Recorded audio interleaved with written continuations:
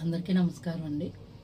కొంతమంది ఇళ్లలోనండి చక్కగా గుట్టు బయటికి రానివ్వకుండా చక్కగా సంసారాలు చేసుకునే వాళ్ళు ఉన్నారండి. తోటికోడళ్ళు ఇద్దరు ఉన్నారు నాకు తెలిసి. ఆ తోటికోడళ్ళు ఇద్దరిలోనూ చిన్న తోటికోళ్ళ పరిస్థితి కొంచెం బాగోలేదు.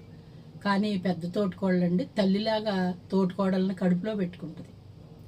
పరిస్థితులు ఎలా ఉన్నాయి ఏంటి తెలుసుకుని ఆ అమ్మాయికి మంచి సలహాలు ఇచ్చి ఆ పిల్లలను చూస్తా మంచి చెడ్డలు మాట్లాడి ఇలా ఉండమ్మా అలా ఉండమ్మా ఇలా చేసుకోమ్మా అలా చేసుకోమ్మా అని చెప్పి తోటికోళ్ళ తల్లి కన్నా ఎక్కువ కడుపులో పెట్టుకుని చూస్తుందండి. అలాగా తల్లిదండ్రులు లేకపోయినా ఈ ఆడపిల్ల వెళ్ళిన ఇంటి దగ్గర అలాంటి ఆదరణ లభించింది అనుకోండి, ఎంతో సంతోషపడతారు, ఎంతో సంతోషంగా ఉంటుంది. బాధ ఏంటో తెలీదు.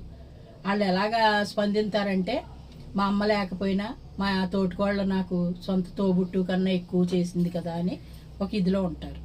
నిజంగా కూడానండి, ఎప్పుడు కూడా తోటికోడళ్ళు వేరు వేరు ఇంటి నుంచి వచ్చినా సరే ఒకళ్ళనొకళ్ళు అర్థం చేసుకుని కలిపి ఉన్నారనుకోండి, కలిసిమెలిసి బాగుంటుంది. కొంతమంది ఉన్నారండి, నాకు తెలిసిన వాళ్ళు ఇంకొకళ్ళు ఉన్నారు, డబ డబ డబ డబం అనేసి అందరినీ తిట్టేయటం, మళ్ళీ ఏమి ఎరగనట్టు వాళ్ళ దగ్గరికి వెళ్ళి మాట్లాడతాం.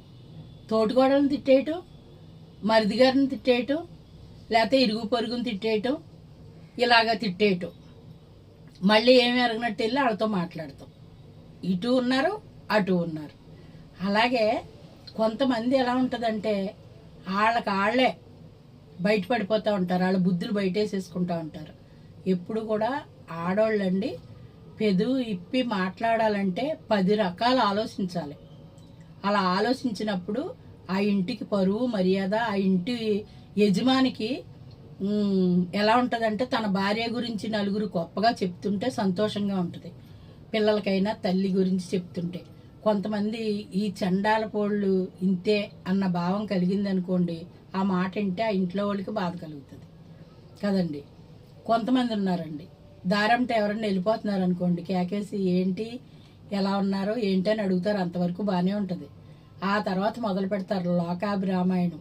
వాళ్ళకి ఎలా జరిగిందంట కదా, వీళ్ళకి ఇలా జరిగిందంట కదా, ఏ పరాలా నీకు తెలుసా, ఇలాగ వరుసలు పెట్టుకుని అవతలోళ్ళు విషయాలు తెలుసుకుంటూ ఉంటారు. తెలుసుకుని మళ్ళీ ఇంకొకళ్ళ దారంటే వెళ్తుంటే ఎలాగంటే వాళ్ళు చెప్పారు నాకు అనేది చెప్తారు. పలానా వాళ్ళు చెప్పారని చెప్తారు.